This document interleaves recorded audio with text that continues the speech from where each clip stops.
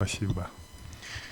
Уважаемые судьи, уважаемые участники процесса, в Конституционный суд Кыргызской Республики 18 сентября 2025 года поступило обращение Гушленко Константина Владимировича о проверке соответствия части 1 статьи 148 Гражданско-процессуального кодекса Кыргызской Республики статье 61 Конституции Кыргызской Республики в той мере, в какой ее положения не представляют право на обжалование судебных актов лицами, не привлеченными к участию в деле.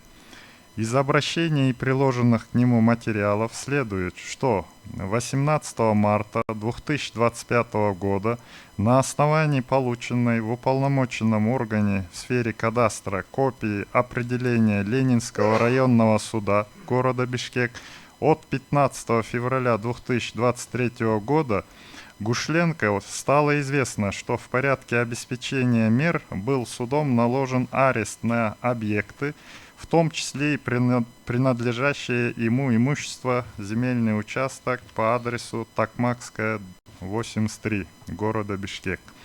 При этом заявитель не являлся стороной по делу, не был привлечен к участию в процессе и не был уведомлен о рассмотрении вопроса об обеспечении иска. После получения сведений о наложении ареста он обратился в Бишкекский городской суд с частной жалобой, в которой просил отменить вышеуказанное определение Ленинского районного суда в части наложения ареста на принадлежащее ему имущество. В обосновании своей жалобы он сослался на части 1 и 3 статьи 323 Гражданско-процессуального кодекса, которая устанавливает, что судебные акты, не вступившие в законную силу, могут быть обжалованы в порядке апелляции сторонами и другими участниками, участвующими в деле, а также лицами, не привлеченными к участию в деле, если суд принял такое решение в отношении их прав и обязанностей. Суд апелляционной инстанции оставил жалобу без удовлетворения, указав, что в силу части 1 статьи 148 ГПК обеспечение иска может быть отменено тем же судом только по заявлению лиц, участвующих в деле. Для лиц, не принимавших участие в деле, гражданское процессуальное законодательство предусматривает иной механизм защиты, то есть рассмотрение спора о принадлежности имущества в порядке искового производства. Суд также отметил, что гражданин Гушленко о принадлежности спорного земельного участка вправе обратиться об установлении права частной собственности, которое не подлежит рассмотрению в порядке апелляционного рассмотрения данным судом.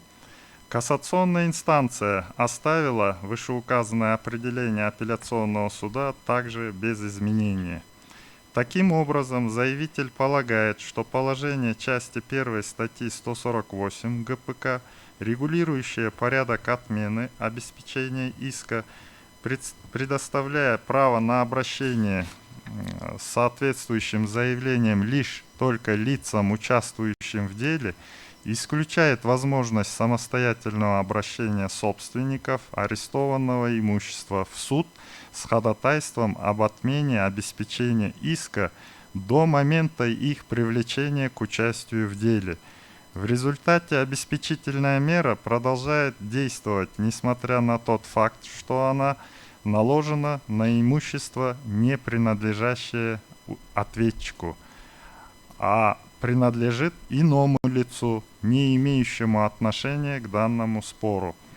Исходя из изложенного, Гушленко считает, что примененная судами часть 1 статьи 148 ГПК фактически лишила его конституционного права на судебную защиту, в связи с чем он просит признать данную оспариваемую норму несоответствующей Конституции Кыргызской Республики. Постановлением Конституционного суда Кыргызской Республики от 18 декабря 2025 года данное ходатайство Гушленко было принято к производству. В целях дальнейшего обеспечения правильного разрешения дела были проведены все необходимые действия, связанные с проверкой обращения и подготовкой дела к рассмотрению, по результатам которых дело готово к рассмотрению в Конституционном суде. Спасибо за внимание. Уважаемые судьи, есть вопросы к Джамилю Асамбековичу? Нет. Нет.